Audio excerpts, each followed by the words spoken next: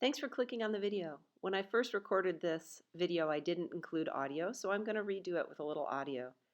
This video breaks down how I built my aviary starting in 2018 with tips and techniques and some of the important features that I think apply to any aviary.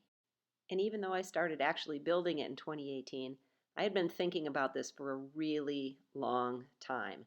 So some of these thoughts might be helpful for you.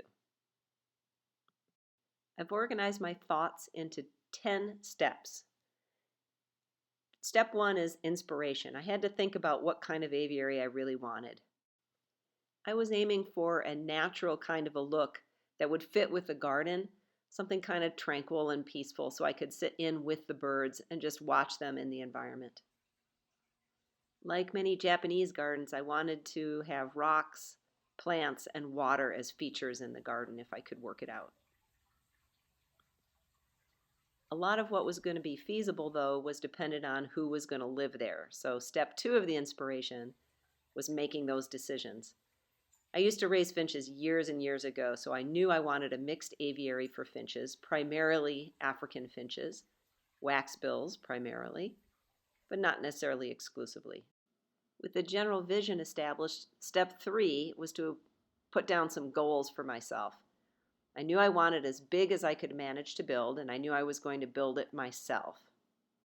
Based on standard size timbers, I decided to go for 12 by 16 foot and 10 foot high at the apex. I wanted lots of natural light, and in addition to sitting inside the aviary, I wanted to be able to see into it from lots of views.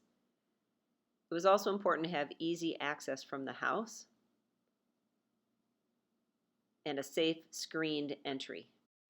I envisioned that I could use the entry to access the warming area and also the main part of the aviary if I wanted to go inside. Having kept birds before, I knew I wanted it to be as easy as possible to clean and maintain. And because I had never built an aviary before, I knew it would evolve over time, so I wanted to be able to revise it if I needed to. Of course, the flip side to the goals in step 3 is what mattered to the birds. I felt they needed an interesting place to explore. Lots of natural light.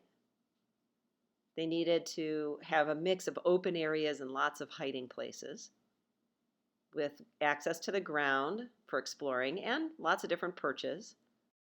And because this aviary is located in Seattle, to keep them safe, they need temperature controls, lighting controls, fresh air, ventilation, and critically, easy access to a guaranteed warm area and guaranteed no predators. As you can see, these steps would apply to any aviary.